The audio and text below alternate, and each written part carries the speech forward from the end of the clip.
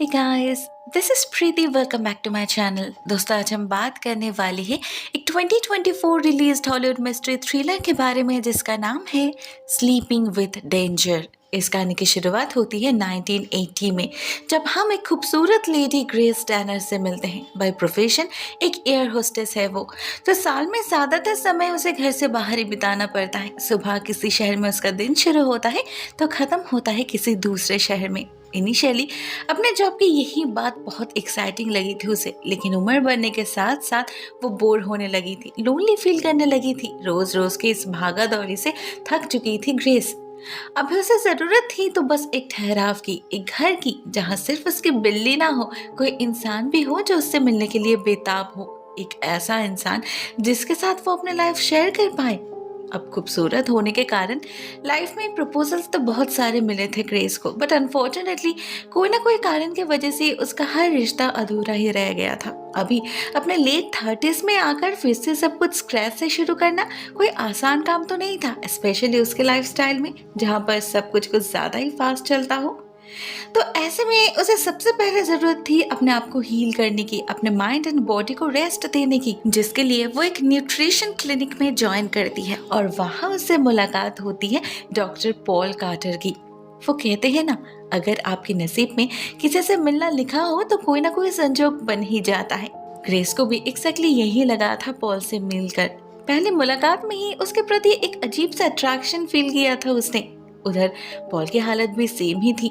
वो भी ईगरली वेट करता था ग्रेस से मिलने का, जरूरत से ज्यादा ख्याल रखता था उसका।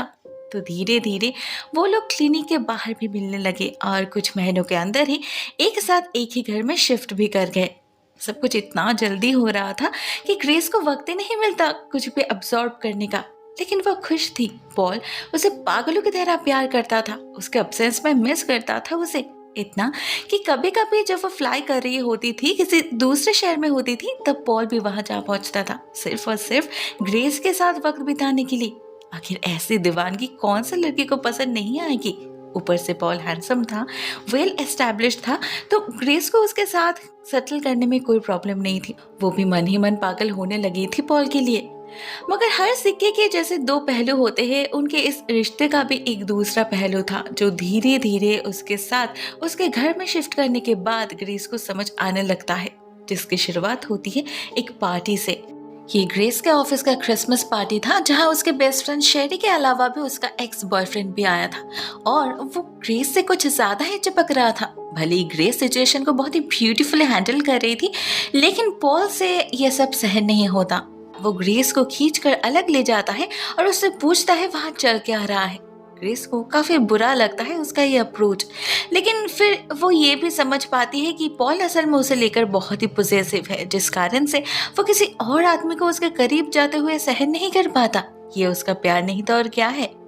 तो ग्रेस भी और गुस्सा नहीं करती, उल्टा पॉल को अश्योर करती है कि वो उसके प्रति 100% लॉयल है, दिल से कमिटेड है उसके प्रति, तो उसे टेंशन लेने की कोई ज़रूरत नहीं।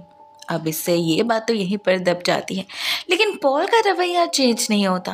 ग्रेजुअली ग्रेस रियलाइज करती है पॉल उसे लेकर सिर्फ पॉसेसिव ही नहीं, ऑब्सेस्ड भी है। मेरे लिए फिजिकल है उसका प्यार, ऐसे वो ग्रेस से ज्यादा उसके शरीर से प्यार करता हो, और वो प्यार कभी कभी एंजॉयमेंट से ज्यादा अब्यूज में बदल जाता था। इंटीमेसी के दौरान पॉल उससे इतना रफ बिहेवियर करता था ऐसे वो उस पर हक जमाना चाहता हो, ये साबित करना चाहता हो कि ग्रेस का शरीर सिर्फ उसका है, वो कुछ भी कर सकता है उसके साथ। और जब ग्रेस उसके साथ नहीं रहती थी तब तो हाल बेहाल हो जाता था पॉल का। दिन रात काम काज सब कुछ छोड़कर घर बैठे छटपटाता रहता था वो। एक्चुअली वो सिर्फ मिस ही नहीं करता था ग्रेस को, साथ में उसके अंदर एक इनसिक्योरिटी भी चलती थी, जिसके चलते अजीब अजीब ख्याल आते रहते थे उसके दिमाग में। बार बार उसे यही शक होता था कि ग्रेस किसी और के साथ है, स्पेशली जब एक बार वो ग्रेस के होटल में कॉल करता है और एक आदमी उसका कॉल रिसीव करता है, तब तो पॉल को यकीन हो जाता है कि ग्रेस उसे धोखा दे रही है, जबकि सच्चाई ये थी कि उसका कॉल होटल वालों ने किसी दूसरे रूम में कनेक्ट कर दिया था। लेकिन ग्रेस उसे ये बात समझा ही नहीं पाती, उल्टा पॉल उसे बहुत ही उल्टा सीधा कह देता है और एक ऐसा तरीका ढूंढ निकालता है जिससे ग्रेस को हर वक्त अपने आंखों के सामने रख पाए। एक्चुअली एक रिनाउंड डॉक्टर और न्यूट्रिशनिस्ट होने के नाते उसे एक न्यूट्रिशन ब्रांड से ऑफर मिला था ब्रांड एम्बेसडर बनने का। इसमें पोटेंशियल काफ़ी हाई था, तो वो डिसाइड कर लेता है कि वो अपने क्लिनिक को अपने बेटे के नाम कर देगा और खुद कंप्लीटली इस बिजनेस में इन्वॉल्व हो जाएगा। तो ऐसे में वो ग्रेस से कहता है उसका सेल्स मैनेजर बनने के लिए, क्योंकि उसे पता था ग्रेस में लोगों से इंटरेक्ट करने की, उन्हें कन्विंस करने की एक नेचुरल एबिलिटी है। इस रोल के लिए बिल्कुल परफेक्ट है वो। और तो और ऐसे दोनों हमेशा साथ भी रह पाएंगे। एक्चुअली यही मेन इरादा था पॉल का, इसीलिए वो ग्रेस को लिटरली फोर्स करता है हाँ कहने के लिए। उसे कुछ सोचने या समझने का मौका तक नहीं देता। इवन जब ग्रेस ये एक्सक्यूज देती है कि अगर उसने टाइम से पहले जॉब छोड़ दिया तो उसे कोई बेनिफिट नहीं मिलेगा, तब भी कुछ फर्क नहीं पड़ता पॉल को, क्योंकि उसने पहले ही पता कर लिया था कि इस प्रोसेस को कैसे बाईपास किया जाता है। एज द रिजल्ट ग्रेस और मना नहीं कर पाती, और करती भी तो कैसे। पॉल के गुस्से का अंदाजा था उसे, वो उसे नाराज करना नहीं चाहती थी। ऊपर से उसे ये भी लग रहा था कि ये भी पॉल के प्यार जताने का एक तरीका है। तो वो तो खुशनसीब है ना कि उसका प्रेमी उसे करीब रखने के लिए इतना कुछ कर रहा है। लेकिन उसे जो पता नहीं चलता वो ये था कि पॉल सिर्फ उसे अपने करीब नहीं रख रहा था, बल्कि बाकी सबसे दूर भी कर रहा था। उसका करियर, उसके कलीग्स और उसके दोस्तों से भी। उसका हर एक मेल चेक करता था पॉल, जो पसंद नहीं आता था उन्हें डिलीट कर देता था। इवन शेरी, उसके बेस्ट फ्रेंड से भी बात नहीं करने देता था वो ग्रेस को। उसके कॉल्स काट देता था, मैसेजेस डिलीट कर देता था। इवन जब शेरी ग्रेस से मिलने उसके घर भी आती थी, तब भी उसे रूडली वापस भेज देता था पॉल, सिंपली बिकॉज वो जलता था शेरी से। उसे लगता था ग्रेस उसे कुछ ज्यादा ही इंपॉर्टेंस देती है, कहीं उनके बीच कोई चक्कर तो नहीं चल रहा। अब ऐसा नहीं था कि ग्रेस को इस सब की खबर नहीं थी, लेकिन वो कुछ रिएक्ट नहीं करती थी जस्ट बिकॉज उसे पॉल और अपने बीच कोई मिसअंडरस्टैंडिंग क्रिएट करना नहीं था। शेरी से तो वो बाद में भी मिल सकती थी, लेकिन पॉल उसके लिए इम्पोर्टेंट था। बहुत छोटी छोटी बात पे बुरा मान जाता था वो, फिर सीन क्रिएट करता था जो ग्रेस को पसंद नहीं आता था। तो वो चुपचाप उसकी सारी बातें मान लेती थी और उसकी कंपनी भी ज्वाइन कर लेती है। And with in few months company को ह्यूज प्रॉफिट्स भी ला कर देती है। सिर्फ और सिर्फ उसी के क्लेवर अप्रोच के कारण काफी इन्वेस्टर्स भी जुड़ते हैं उनके साथ, जिसके पैसे से दोनों एक साथ रहने के लिए कंट्री साइड में एक खूबसूरत घर भी खरीद लेते हैं। ग्रेस को लगता है वो पॉल की सारी बातें मान रही है तो अब जरूर वो खुश होगा, लेकिन उसे समझ ही नहीं आता कि पॉल असल में उसे आइसोलेट कर रहा है उसके फ्रेंड्स, नेबर, उसके जान पहचान के सराउंडिंग से, ताकि उसका पॉल के अलावा कोई एक्सिस्टेंस ही ना हो। साथ ही साथ एक और रीजन भी था जो नए घर में शिफ्ट करने के कुछ दिन बाद ही ग्रेस को पता चलता है। एक्चुअली वो पॉल के सामान सेट करते वक्त उसके कुछ पुराने डॉक्यूमेंट्स चेक कर रही थी, तभी उसे कुछ लीगल पेपर्स नजर आते हैं, जिससे उसे पता चलता है पॉल पर बहुत सारे सीरियस एलिगेशंस है, stalking, sexual molestation and medicinal malpractice के। कुछ केसेस पुराने हैं तो कुछ बिल्कुल नए। इवन उसके खिलाफ तो रेस्ट्रेनिंग ऑर्डर भी जारी किया गया है। ग्रेस को समझ आता है शायद इसीलिए उसे शहर से दूर जाने की इतनी जल्दी थी, और इवन अपना क्लिनिक भी उसने इसीलिए अपने बेटे के नाम कर दिया था, क्योंकि उसका लाइसेंस सस्पेंड किया गया था। जब तक केस चल रहा है वो और कोई पेशेंट हैंडल नहीं कर सकता। सब कुछ जानकर ऑब्वियसली ग्रेस को एक झटका लगता है, काफी घबरा जाती है वो और डायरेक्टली जाकर पॉल को कन्फ्रंट करती है। मगर पॉल बिल्कुल भी घबराता नहीं, उल्टा कहता है ये सब हर डॉक्टर्स के साथ होता है, लोग बस उनसे पैसा हड़पना चाहते हैं, इसीलिए ऐसे झूठ मूठ के केसेस डाल देते हैं। अब वो सब कुछ इतना कैजुअली कह रहा था कि शायद ग्रेस कन्विंस हो भी जाती, लेकिन उसे बस गुस्सा इसी बात का था कि पॉल ने उसे कुछ बताया क्यों नहीं, क्या उसका हक नहीं है सब कुछ जानने का। इसी बात पे दोनों की कहासुनी हो जाती है और पॉल गुस्से में उसे एक थप्पड़ मार देता है। अभी ये ग्रेस के लिए एक बहुत बड़ी बात थी, आज तक कभी उसे इतना ह्यूमिलेटेड फील नहीं हुआ था। तो वो खुद को कमरे में लॉक कर लेती है और जब पॉल सो जाता है तभी चुपचाप घर से निकलकर शेरी से मिलने चली जाती है। लेकिन वो शेरी से कोई सजेशन नहीं मांगती, ना उसकी कोई बात मानती है। उल्टा शेरी जब ये कहती है कि ये सब गलत है, उसे पॉल के पास वापस नहीं जाना चाहिए, तब उसे ही गलत समझती है ग्रेस। कहती है तुम्हें कभी प्यार नहीं मिला इसीलिए तुम इस फीलिंग को समझ नहीं पा रही। पॉल जनरली ऐसा नहीं है, बस कभी कभी अपने गुस्से को काबू नहीं कर पाता वो। ग्रेस कह तो रही थी शेरी से, लेकिन एक्चुअल में वो खुद को ही दिलासा दे रही थी, क्योंकि वो पॉल से बहुत ही ज्यादा प्यार करती थी और उसे छोड़ने के बारे में सोच भी नहीं सकती थी वो। उधर जब वो घर लौटती है उस दिन, तो पॉल भी उससे माफी मांग लेता है और प्रॉमिस करता है कि फिर से ऐसा कभी कुछ नहीं होगा। अब ऐसा नहीं था कि पॉल झूठ कह रहा था, वो सच में प्यार करता था ग्रेस से, पागलों की तरह। उससे ज्यादा पैम्पर कभी किसी ने नहीं किया था ग्रेस को। लेकिन प्रॉब्लम ये थी कि वो उससे भी ज्यादा खुद से प्यार करता था। इसीलिए जब भी ग्रेस किसी बात पे उसे एग्री नहीं करती थी या फिर किसी बात पे मना कर देती थी, पॉल का ईगो हर्ट हो जाता था। ना सुनना पसंद नहीं था उसे, वो कितनी ही छोटी बात क्यों ना हो। गुस्से में पागल हो जाता था पॉल, और तब क्या करता था, क्या कहता था, कुछ भी ख्याल नहीं रहता था उसे। तो ऐसे ही दिन बीत रहे थे। छोटे मोटे झगड़े रोज ही होने लगे थे। पॉल रोज ही किसी न किसी बात पे हर्ट करने लगा था ग्रेस को, कभी फिजिकली, कभी मेंटली, तो कभी verbally. But at the end of the day वो अपने पैशनेट लव मेकिंग से कंपेंसेट भी कर देता था सब कुछ, जिससे ग्रेस भी और ज्यादातर नाराज नहीं रह पाती थी उससे। इसी बीच एक दिन पॉल अपने नए घर में एक गेट टुगेदर अरेंज करता है। अपने सारे फ्रेंड्स, बिजनेस पार्टनर और जान पहचान के लोगों को बुलाता है। लेकिन वो ग्रेस को अलाउ नहीं करता अपने किसी दोस्त को बुलाने के लिए, जिससे उसे काफी खराब लगता है। और उसका दिल खुश करने के लिए पॉल उसे उसी पार्टी में सबके सामने शादी के लिए प्रपोज कर देता है। लेकिन इससे ग्रेस खुश नहीं होती, उल्टा हेसिटेशन में पड़ जाती है। इतने सारे लोगों के सामने वो मना नहीं कर पाती पॉल को, लेकिन मन ही मन उसे ये भी पता था कि उनका रिश्ता ठीक नहीं चल रहा, पॉल बदल चुका है। तो सबके जाने के बाद वो पॉल से बात करती है और उससे कहती है अगर उन्हें इस रिश्ते को आगे ले जाना है तो पॉल को पहले जैसा बनना होगा, शांत करना होगा खुद को। वो अपनी पूरी लाइफ बहस करने में बिताना नहीं चाहती। अब पॉल कोशिश तो करता है, मेडिटेशन, तरह तरह के सप्लीमेंट्स और मिक्सचर पीकर अपने टेम्पर को कंट्रोल करने की। लेकिन जो मेन प्रॉब्लम था, उसका ईगो और उसका डाउटिंग मैनिया, वो दिन ब दिन बढ़ता ही चला जा रहा था। उसे कंट्रोल करने की कोई कोशिश नहीं करता पॉल, क्योंकि उसके नजर में तो ये कोई दोष था ही नहीं, ये तो उसका मैनलीनेस था। लेकिन इसी के चलते एक रात वो कुछ ऐसा कर बैठता है जिससे ग्रेस समझ जाती है इस बंदे के साथ एक और मिनट भी रहना सेफ नहीं होगा। एक्चुअली उस रात अपने 27 घंटे की लंबी ड्यूटी पूरी करके जब ग्रेस शाम को घर लौटी, तब नेचुरली बहुत ही थकी हुई थी वो। बहुत नींद आ रही थी उसे, इवन ठीक से बैठा भी नहीं जा रहा था बेचारी से। लेकिन पॉल ने उसके लिए बहुत सारा खाना बनाकर प्लेट सजाकर रेडी कर रखा था, जिस कारण से वो उसे लिटरली फोर्स करता है उसके साथ कैंडल लाइट डिनर करने के लिए। ऐसे में ग्रेस उसे बहुत ही प्यार से समझाती है कि आज उसका बिल्कुल भी मूड नहीं है। वो उसे कंपनी देने के लिए बैठ तो जाएगी मगर कुछ खा नहीं पाएगी, क्योंकि उसे पता था डिनर के बाद पॉल उसे इंटीमेट होने के लिए फोर्स भी करेगा। इसलिए वो जल्दी सो जाने की बात भी करती है, वो भी बहुत ही पोलाइटली। लेकिन पॉल को तो कुछ सुनना ही नहीं था।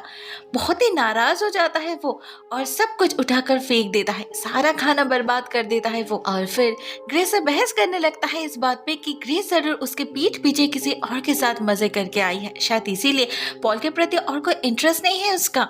अब ऐसे एलिगेशन से ग्रेस काफी नाराज हो जाती है, जिससे वो भी उससे बहस करने लग जाती है। फाइनल एक पॉइंट ऐसा आता है जिससे पॉल अचानक ही अपनी बंदूक निकाल लाता है और ग्रेस को गन पॉइंट पे ले लेता है।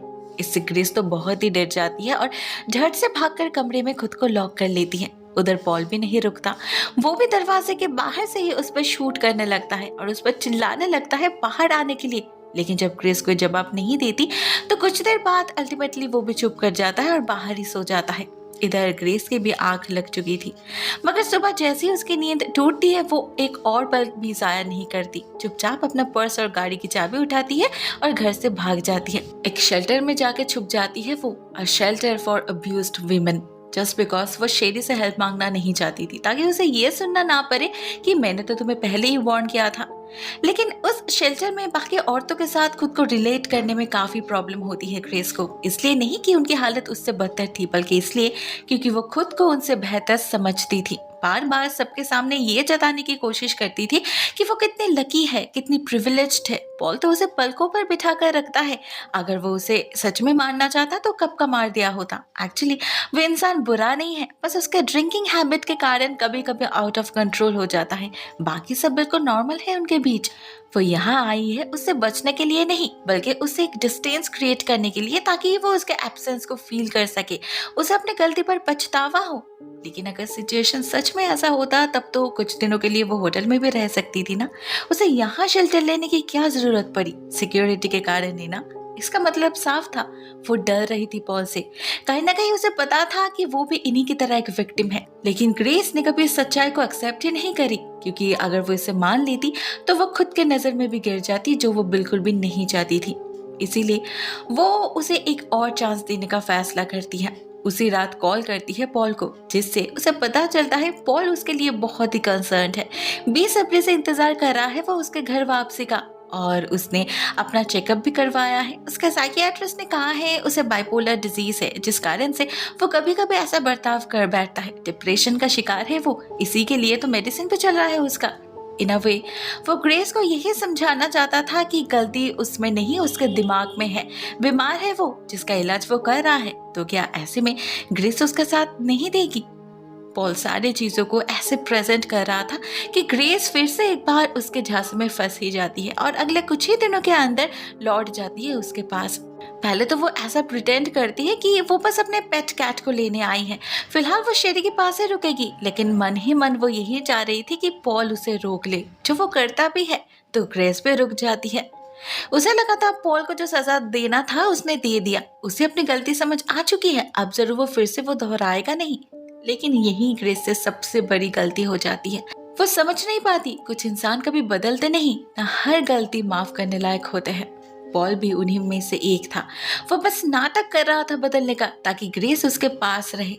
धीरे धीरे उसे अपने प्यार के जाल में ऐसे फंसा रहा था वो, ताकि वो कभी उससे निकल ही ना पाए। उधर ग्रेस भी खुशी खुशी उसके जाल में फंसती जा रही थी, लेकिन सिर्फ इसलिए क्योंकि फिलहाल कुछ ऐसा नहीं हुआ था जिससे पॉल को गुस्सा आए। लेकिन उसकी ये खुशी ज्यादा दिन टिकती नहीं। कुछ दिन बाद ही अचानक ही उनके एड्रेस पर एक चिट्ठी जा पहुंचती है। ये उसी शेल्टर से आई थी जहाँ ग्रेस गई थी। वो लोग बस ये जानना चाहते थे कि क्या वो उन्हें एज अ वॉलेंटियर ज्वाइन करना चाहती है।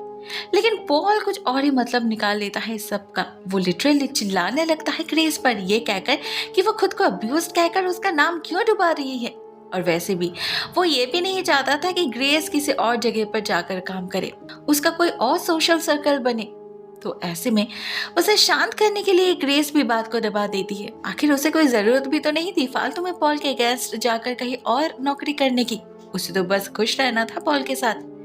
लेकिन इतना सब कुछ करके भी उसकी खुशी ज्यादा दिन टिकती नहीं। कुछ दिन बाद से ही अचानक उसकी तबीयत बहुत खराब होने लगती है। एक दिन जब वो दोनों हाइकिंग पर निकले थे तो ग्रेस को अचानक ही सांस लेने में दिक्कत आने लगती है, साथ में चक्कर भी आ रहे थे। तो वो घर आकर बिस्तर पकड़ लेती है और अगले कई दिनों तक उठकर बैठ भी नहीं पाती। इनफैक्ट उसकी हालत तो दिन ब दिन बदतर होने लगी थी।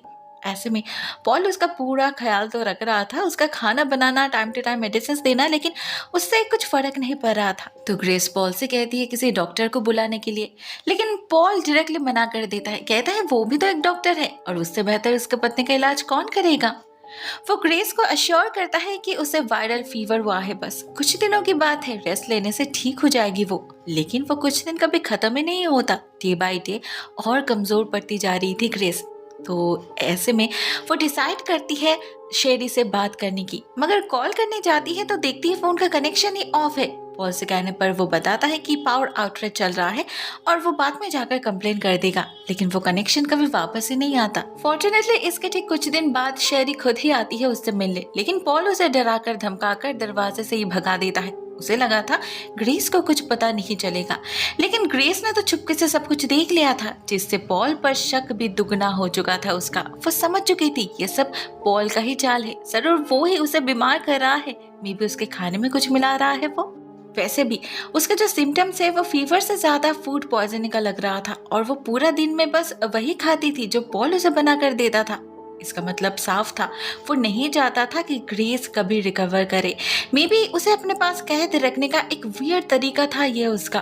तो आउट ऑफ क्यूरियोसिटी ग्रेस एक चांस लेती है। मौका देखकर किचन कैबिनेट्स को सर्च करती है वो, और वहां उसे मिलता है जिंक फॉस्फेट, जो प्लांट्स के लिए तो सुपर फूड है लेकिन इंसान के लिए जहर। अब पॉल को तो गार्डनिंग का शौक था नहीं, तो ये चीज यहाँ पर क्या कर रही है।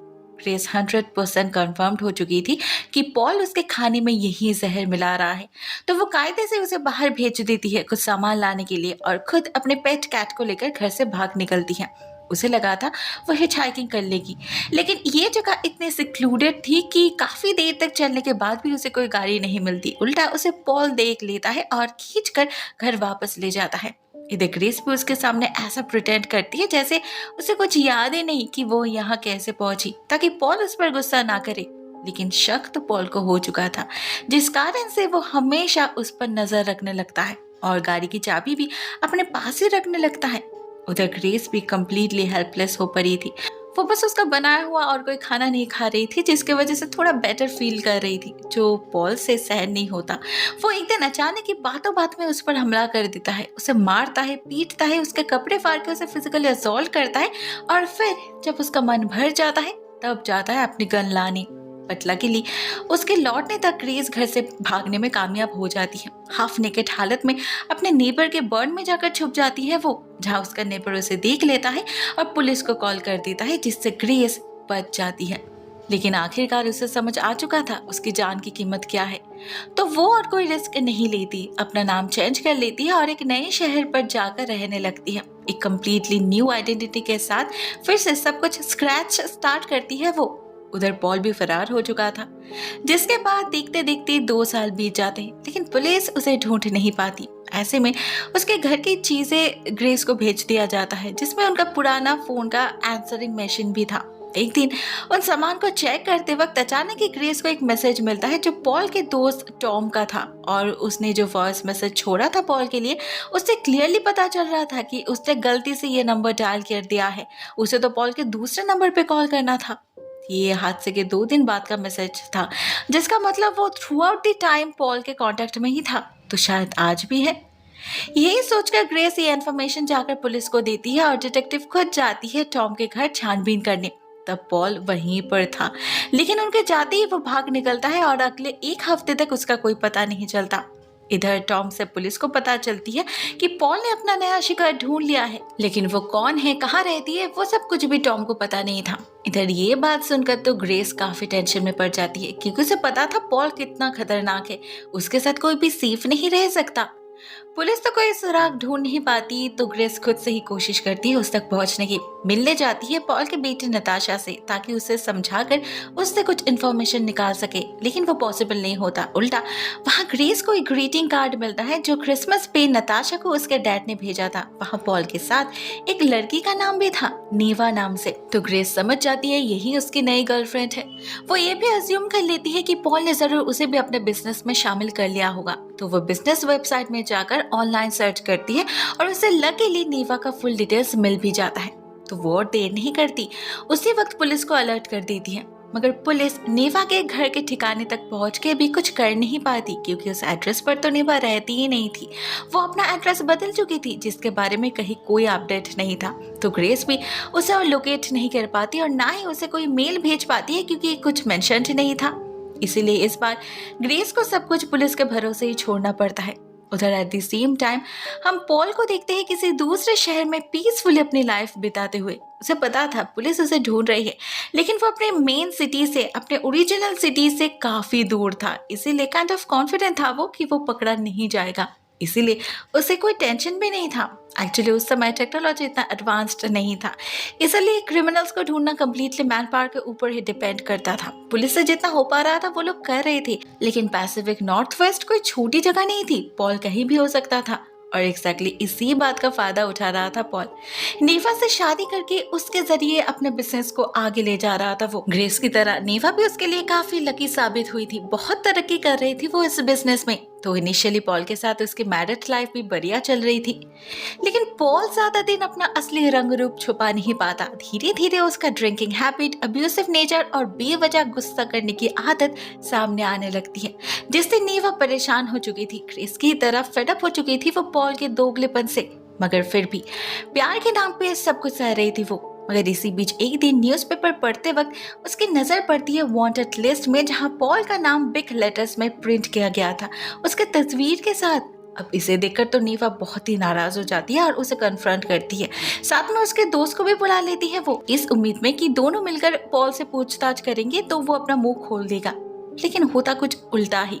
पहले तो पॉल उन्हें झूठ मूठ की कहानी बताकर खुद को विक्टिम दिखाने की कोशिश करता है, लेकिन जब वो लोग उसे पुलिस के पास जाकर सरेंडर करने के लिए कहते हैं, तब और खुद को कंट्रोल नहीं कर पाता पॉल। गुस्से में उन्हें गोली मार देता है और खुद भी उनके साथ ही सुसाइड कर लेता है। बाद में जब पुलिस को खबर मिलती है और वो लोग सारे डॉट्स लिंक करते हैं, तब उन्हें पता चलता है ये वही पॉल कार्टर है जो पिछले 2 साल से गायब था। लेकिन क्या यह सजा पॉल के लिए जस्टिफाइड थी? कुछ ज्यादा ही आसान वे आउट नहीं मिल गया उसे? God knows. मगर हाँ, उसके मरने से एक दहशत का अंत तो जरूर हुआ था। ग्रेस अभी खुलकर जी सकती थी और किसी से छुपना नहीं था उसे। बस उसे ये रिग्रेट जरूर था कि वो नेवा को बचा नहीं पाई। सब कुछ पता होने के बावजूद वार्न नहीं कर पाई उसे। लेकिन वो भी क्या करती, उसके किस्मत ने ही साथ नहीं दिया। शायद यही लिखी थी उसके किस्मत में। आखिर उसके आगे किसका जोर चलता है। दोस्तों, ये कहानी यहीं पर एंड हो जाती है। आई होप आज की वीडियो आपको पसंद आई होगी। कमेंट सेक्शन में अपने थॉट्स शेयर जरूर करना दोस्तों। आज के लिए बस इतना ही। Thank you so much for watching this video guys. बहुत जल्द मिलते हैं किसी और नए वीडियो के साथ। तब तक के लिए टेक केयर, टाटा।